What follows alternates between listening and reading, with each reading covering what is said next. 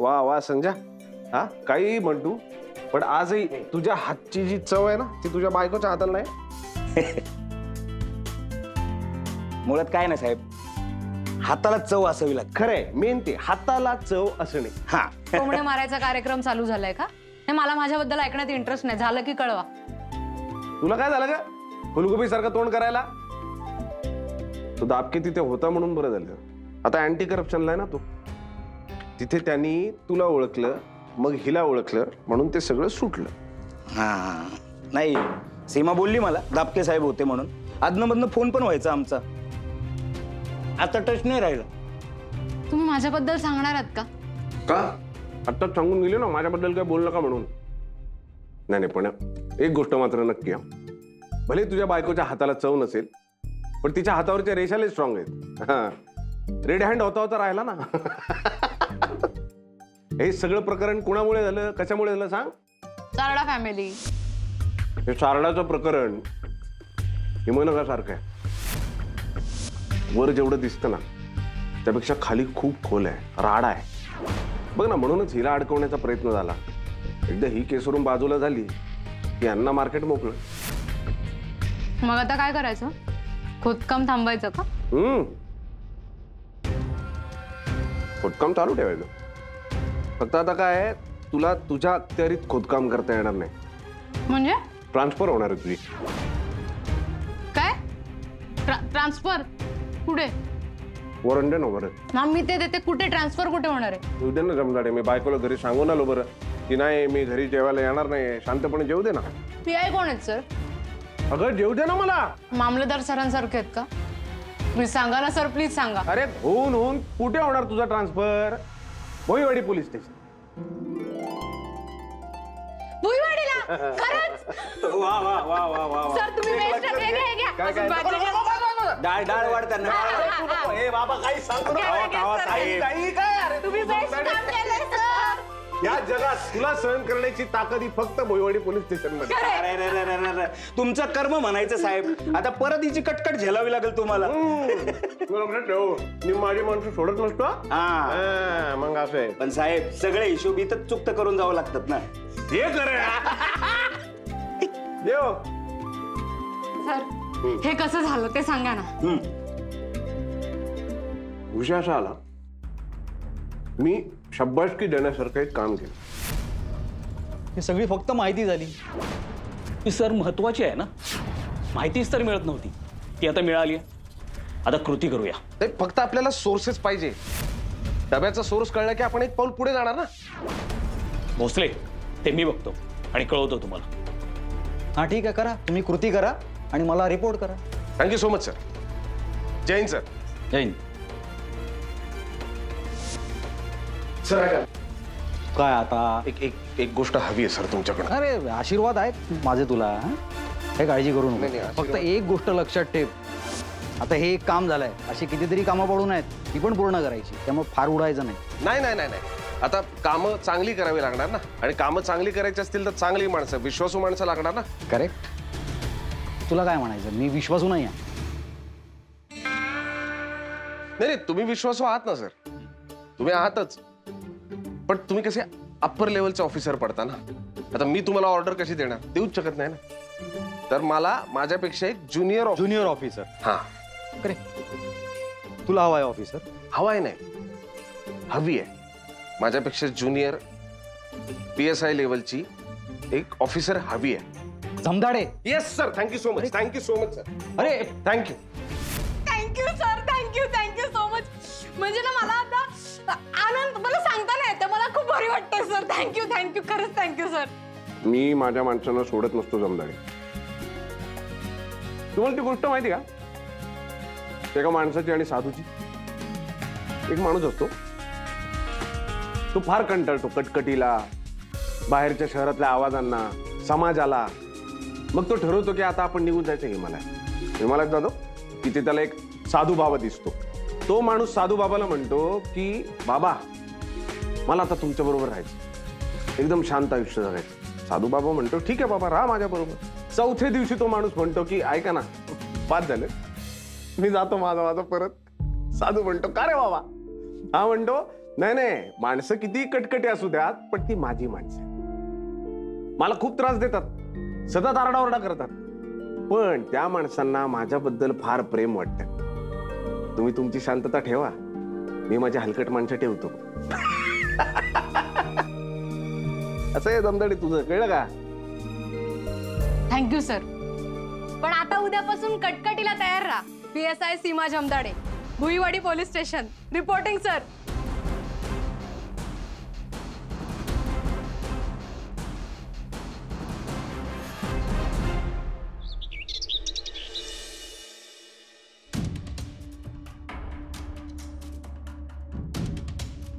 Good morning. बसा बसा बसा. आता आलेत ते ड्युटीवर. बापरे, tough job. By the way, मी देवरुखला चाललो होतो. देवयानीला सुद्धा तिकडेच यायचं होतं, त्यामुळे मीता मला म्हणाली की तूच ये गाडीत तिला सोबत घेऊन. निघालीस का देवयानी? हो मग काय, निघाले. तूच म्हणालास ना निघ, जास्त डोक्याला ताप नकोय, मग निघाले. माझं एवढं कधीपासून ऐकायला लागलीस तू? हो ऐकतेच तुझं मी. हे काय निघाले? जाऊ दे ग, नाईट शिफ्ट करून आलाय तो. तू आता शांतपणे झोप. तुझी झोप झाली की मी तुला सगळं सांगते. नाही नाही, आवरून निघायचंय मला, आंघोळ करून लगेच. बापरे, हे असं शेड्यूल बऱ्याचदा असतं का तुमचं? आय मीन, नाईट शिफ्ट करून आल्यावर तुम्हाला झोप येत नाही? विषय असा आहे ना सारडा साहेब, वर्दीतला पोलीस रात्रभर जागा असतो म्हणून सामान्य माणसं शांतपणे झोपतात. आम्ही आमचं कर्तव्य बजावतो म्हणून सगळं अलबेल असतं. आणि एवढं सगळं करूनही, डोळ्यात तेल घालून लक्ष ठेवूनही अनेकदा असं होतं, जी गरीब माणसं असतात, ज्यांना राहायला छप्पर नसतं, अशा माणसांच्या अंगावर अचानक गाडी मरतात माणसं. आम्ही निघतो, चल आपल्याला उशीर होईल. हो हो वहिनी, चहा खूप छान झाला होता, थँक्यू. विजयजी, आम्ही निघतो. बाय द वे, आमच्या डॅडना तुमचं खूप कौतुक आहे. Glad to meet you once again. येतो. चला, बॅग घेतो मी. नाही नाही, घेते मी. कळव ग. हो.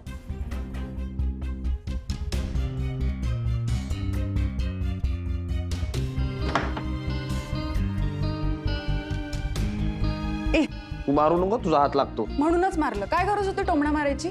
साखर झोपीत जातात म्हणे. पण खरं तेच बोललोय ना मी. त्यांच्या गाडीखाली 4 माणसं मेली नाही. तुला इम्पॉसिबल आहे विजय. काय इम्पॉसिबल आहे यात?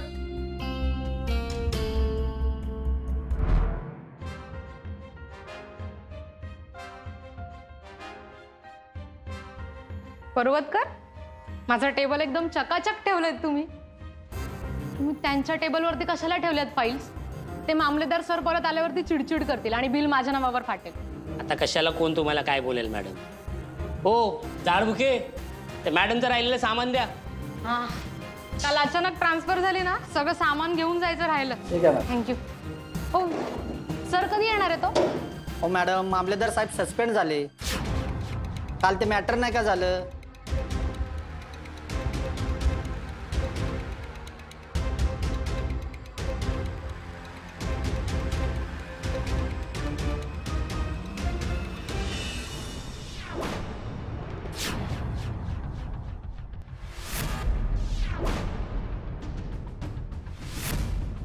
मामा,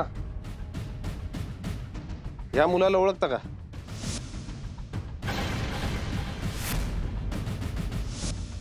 आम्हाला मागच्या गल्लीत सांगितलं, या 2 नंबरच्या घरात ते मामा आहेत, ते सांगतील.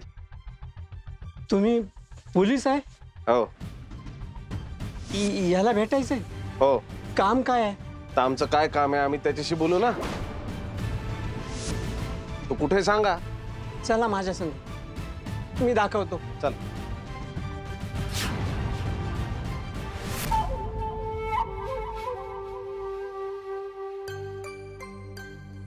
लास्ट वीकचा कलेक्शन पावसाबरोबर आपल्या धंद्याचा पण जोर वाढलाय.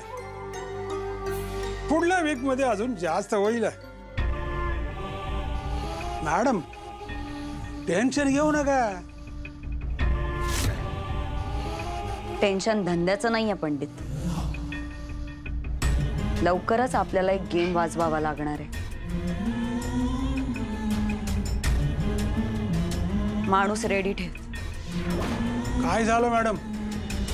कोण आहे तो? तो नाही, ती येते. माझी अजून खात्री पटली नाहीये, पण काहीतरी गडबड आहे. संशय येतोय. कन्फर्म झालं की वेळ घालवायचा नाही, लगेच गेम उडवायचा आणि तिला तिच्या नवऱ्याकडे पाठवायचं.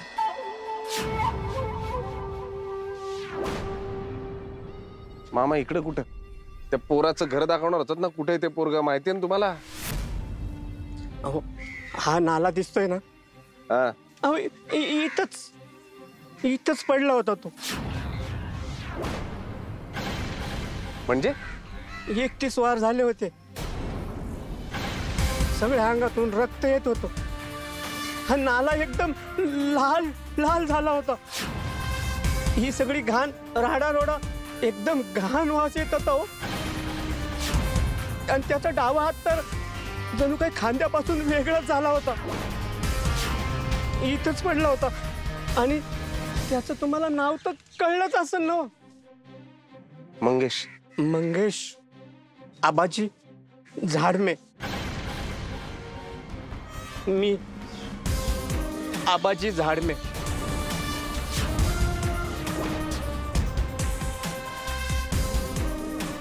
काका, अहो माझ्या पोराला त्यांनी मारून नाल्यात फेकून दिलं.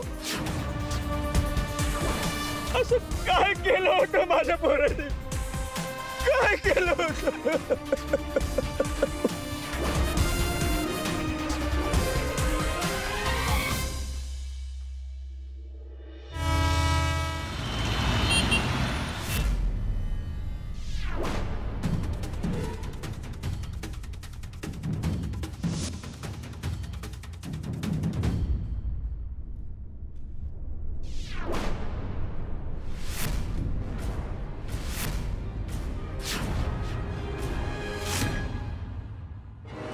अगं मीतू, काय मस्त गाडी चालवतात यार जीजू. लकी आहेस बाबा. आता काय रोज लॉंग ड्राईव्ह? हा अगं नाही ग, तो महाडच्या समोरचा रस्ता. दिसत नाही तुला? काय झालं? धक्का मारलात मला. नाही कळलं. मारू का परत? नाही आवडलं धक्का?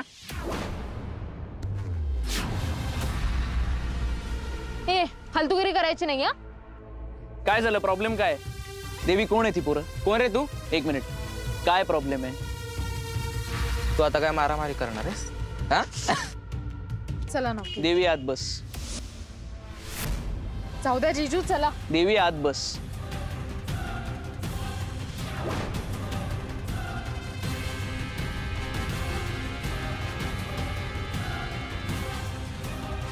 धक्का लागला होता ना, अजून एकदा मारू का?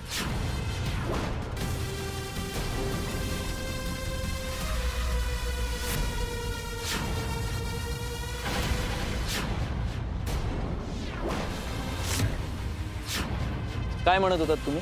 आओ बंदूक काय दाखवताय? धक्का द्यायचा ना? सॉरी.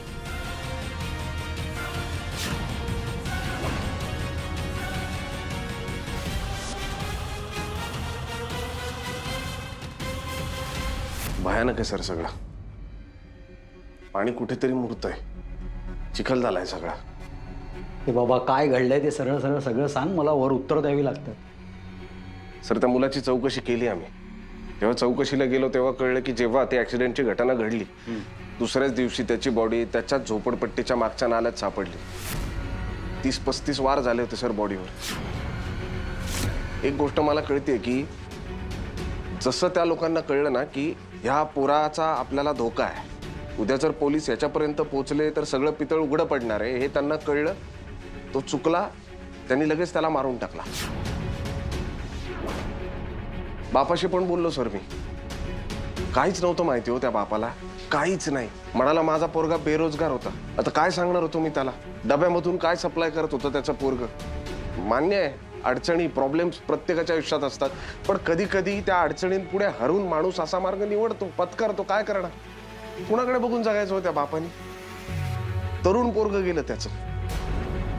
त्या बापाला काही माहित नव्हतं सर. कशावरून? पोराच्या चितेला अग्नी देऊन आला होता हो बाप. का खोटं बोलेल तो? मला खूप त्रास होतो. काय ना, या वर्दीच्या आतमध्ये एक माणूसच आहे हो. त्या विजयला फार त्रास होतो या गोष्टीचा की हे सगळं घडतंय, मी काहीच करू शकत नाहीये. आणि मला ना या गोष्टीची माझी चिडचिड आहे की हा जो त्रास आपल्या सगळ्यांना होतो ना, हा त्रास त्यांना का नाही होत? अरे त्यांना म्हणजे कोणाला? ते हे तेच सर, तेच ज्यांना शोधायचंय आपण. हेही झालंय ऐकून. पण मग काय होणार आहे मला सांगा? आता कोणी किलवर नावाचा समोर येणार आहे का? नमस्कार, मी किलवर, हे ड्रग सर्क्युलेट मी करतोय, हे सगळे खून मी केलेत? नाही ना. आपल्यालाच शोधायचंय, यंत्रणा आपल्यालाच कामाला लावायची आहे ना. पण कधी? वेळ नाही आपल्याकडे. जे आता ड्रग्ज घेतात ना सर, त्यांच्याकडे अजिबात वेळ नाहीये. आपल्यालाच करावं लागणार sir. Sorry, excuse me sir. Hello, आलोच आलोच सर, महत्वाचं काम आहे. जैन सर.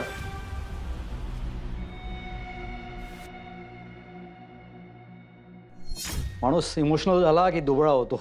पण सर, भोसलेंचा इमोशनल इंटेलिजन्स चांगला आहे, म्हणूनच तो मन लावून काम करतो.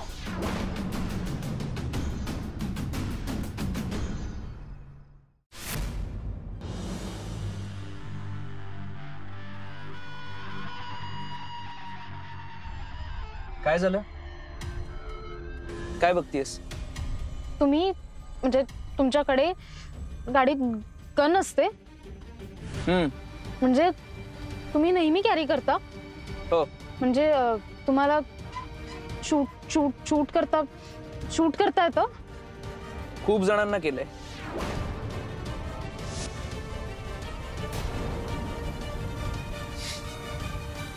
अगं गंमत करतोय. कमाल करतेस. तू पण फसलीस. अगं गन नाही, लायटर आहे हा. बघ बघ. लायटर? हो. सेम गन सारखा दिसतो. हो ना. तुम्ही स्मोक करता? नाही नाही, मित्राने आणला, मला आवडला म्हणून मी ठेवून घेतला. पण बघ ना, आज कामी आला ना. ती मवाली पोरं घाबरली की नाही? नाही म्हणजे मिताला काही काळजीच नाही आता. तुम्ही लायटर गन म्हणून दाखवता, ते इतक्या कन्व्हिक्शननी.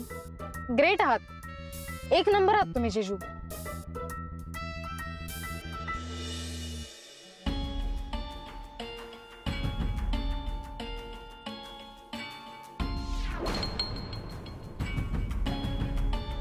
सर.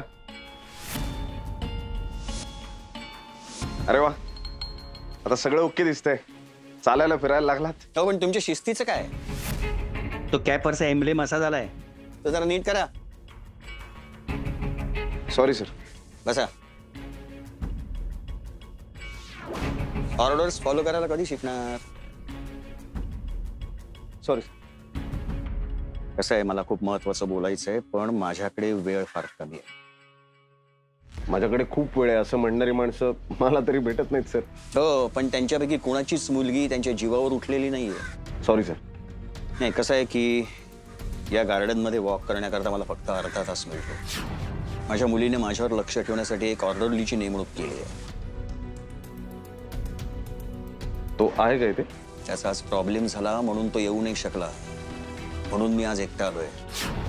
हा, आता दुसरा कोणी आलाय की नाही मला माहित नाही, पण त्याने काही फरक पडत नाही, कारण मुळात माझ्याकडे वेळ फार कमी आहे. आणि तो माझ्या बरोबर नाहीये हे अनुजाला माहित नाहीये. ती तिला कळेल तेव्हा ती काय करेल ना, काही नेम नाही.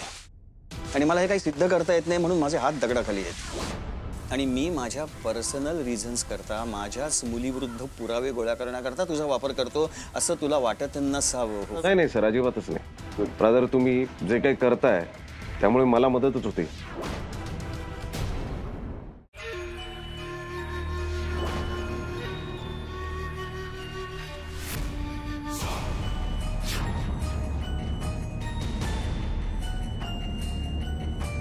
Yes madam. नम्रता मगर, तिचे सगळे कॉल रेकॉर्ड हवेत मला लवकरात लवकर. तर असं आहे ना की काही दिवसांपासून म्हणजे हा हात जेव्हा बरा झाला तेव्हापासून मी एक काम केलंय की एक लिस्ट तयार केली आहे. अनुजाने पोलीस फोर्स जॉईन केल्यानंतर कोणाकोणाच्या हाताखाली काम केलं ना त्याची. पण माझ्या मते ती पहिल्यापासून करत नव्हती, पण नंतर पोलीस फोर्समध्ये ती कोणाच्या तरी सहवासात आली, कोणाच्या तरी इन्फ्लुएन्स खाली आली आणि तिला इन्फ्लुएन्स करणारी व्यक्ती ही खूप प्रभावी किंवा सिनियरच असली पाहिजे असा माझा अंदाज आहे. आणि मी जेव्हा ती लिस्ट पाहिली तेव्हा माझ्या जे लक्षात आलं दॅट्स व्हेरी शॉकिंग.